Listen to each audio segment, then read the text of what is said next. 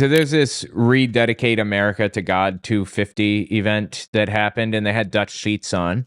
I want to talk about who Dutch Sheets is. This guy is from the New Apostolic Reformation, the NAR, and it's a movement that is attempting to take control, to commandeer the United States in the name of Christian nationalism overtly. Like, that is their stated goal. It's really disturbing.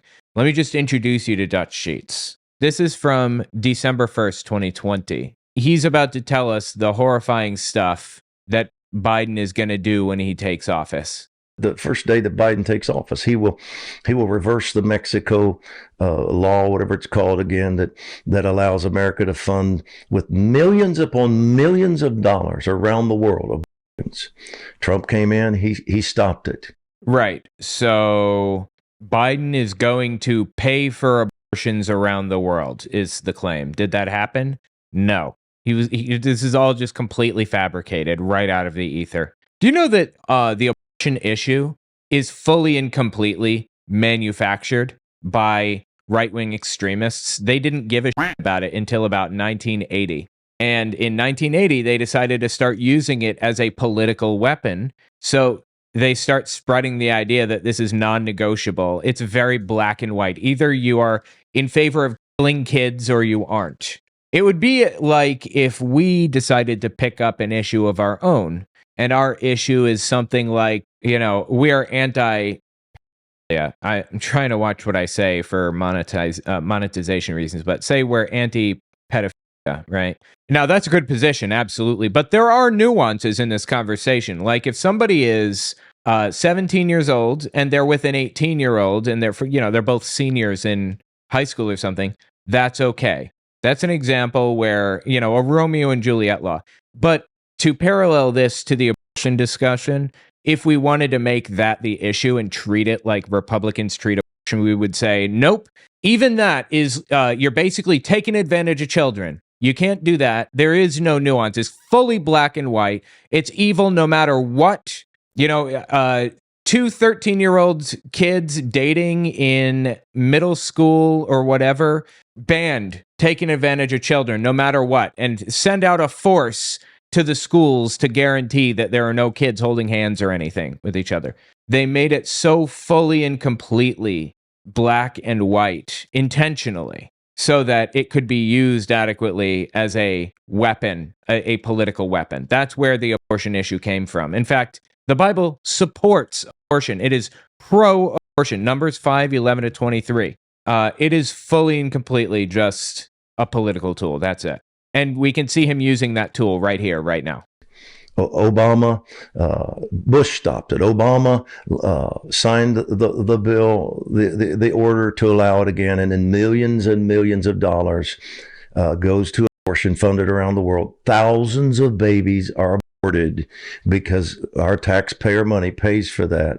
That's just not true, first of all. But second, he's getting people whipped into an emotional blood frenzy.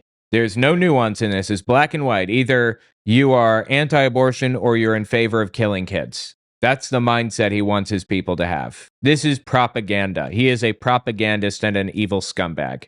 By the way, guys, check out my new shop, owenmorgan.com/shop. I have a bunch of really cool designs on there. He will immediately start refunding if Biden gets in. He will refund that. He will refund Planned Parenthood. I mean, you're hearing the urgency in his voice, right? Everything he can do to further abortion, he will do it. It's ludicrous to say God wants a person with that belief to be president. It's ludicrous to say God wants a party in control that boos him, that wants him to have nothing to do with their platform. They don't want his name in their platform. That's literally not true, like any of that.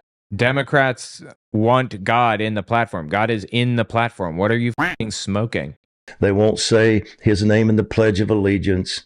What are you talking about? Democrats say that all the time. I don't even have to pray about it to know that God would not want that. It's ludicrous to say God would want a man to be president who believes 8-year-old kids should be able to start the process through drugs and procedures to change their gender. See, this is all propaganda. It's all black and white. It's good versus evil. the mindset is as destructive as it gets. It's fucking evil. And he has to know that. He has to know what he's doing. Well, to get to the point, he was on the Rededicate America 250 event to, rededicate America to God or whatever. Listen to what he said here. Welcome to the stage. He had a little minion with him or something who did most of the talking. Pastor Lou Engle and Pastor Dutch Sheets.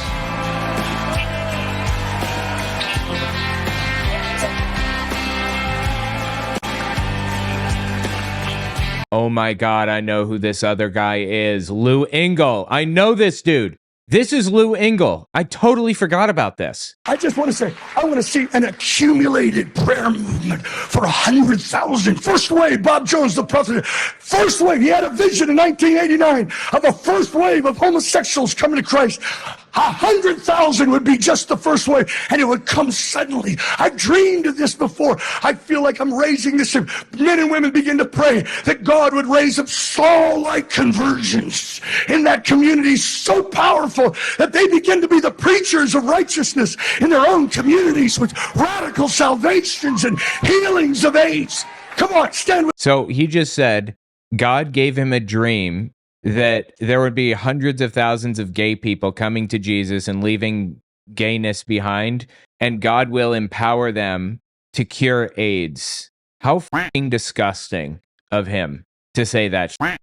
How dare he? So Dutch Sheets and that head went on stage together. I can't believe this dude is even still preaching. Let us just stand all over this place on the sides. Those who are watching on televisions and media, what we just heard is a clarion call from our president. Dude, he did not age well. For a covenant renewal and outpouring. But if we don't humble ourselves and pray, he actually read the curses of this covenant. Brothers and sisters, this is a hinge of history moment. And what we do right here could shift America. 26 years we've been holding solemn assemblies in stadiums and arenas and fields. But this solemn assembly is different than any other solemn assembly. That's fascinating, dude. He said it's a hinge of the ages. This is a prophecy from Johnny Enlow, the hinge of the ages prophecy. Listen to this. And then the Lord progressively began to speak regarding that. And he said, he's giving him a prophecy. He's giving him a vision. Like Johnny Enlow received a vision from God. In the presidency is going to be a hinge of the ages and be known as before Trump and after Trump because of the way I'm going to use him. I'm using him as a Trump card, but I'm the Trump card player. And so your nation will be known as before Trump and after Trump. And he said the nations will be known as before Trump, after Trump.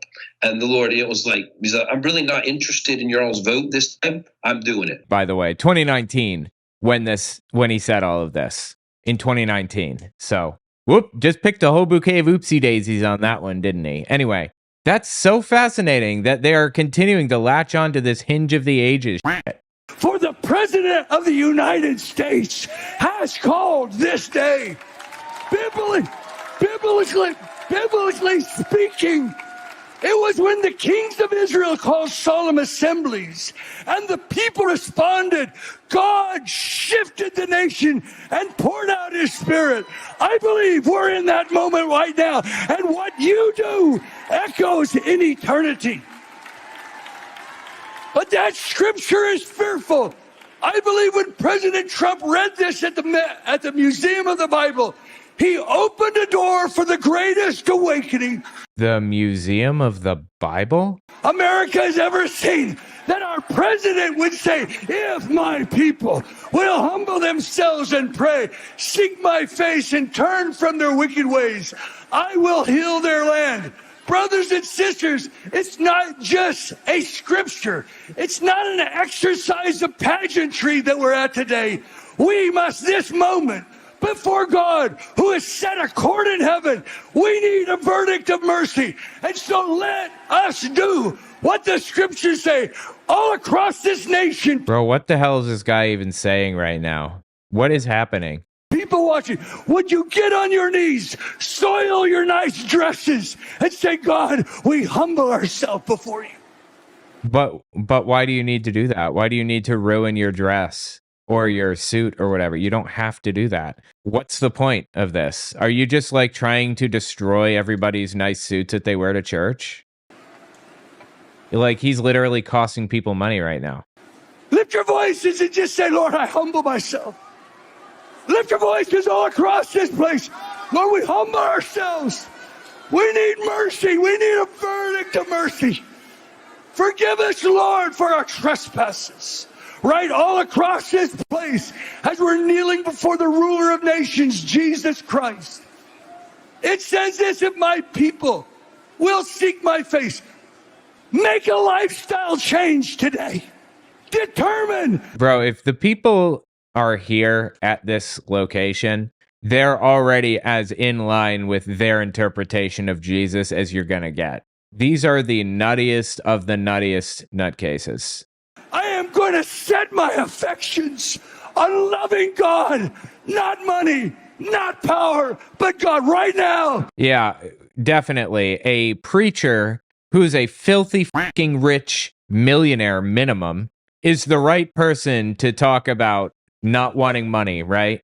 Say, oh, by the grace of God, release an inward fire across America that people would seek you and hunger for you in Jesus' name. Lord, I pray there are hidden sins. There are sins we've held on to. Today, in one decision, something can break. Lord, release repentance.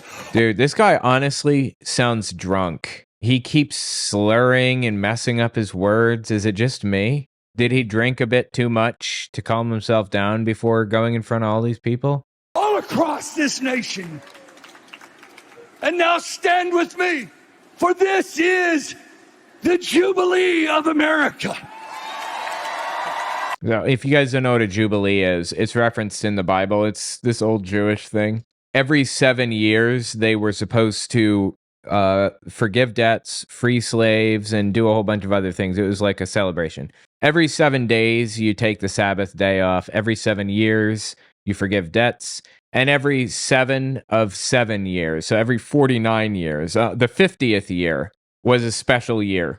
So like celebrations, blowing trumpets, so on and so forth. And this is the 5th Jubilee cycle for America, right? 50 times 5, so on and so forth. Anyway, that's what he's referring to there, I think.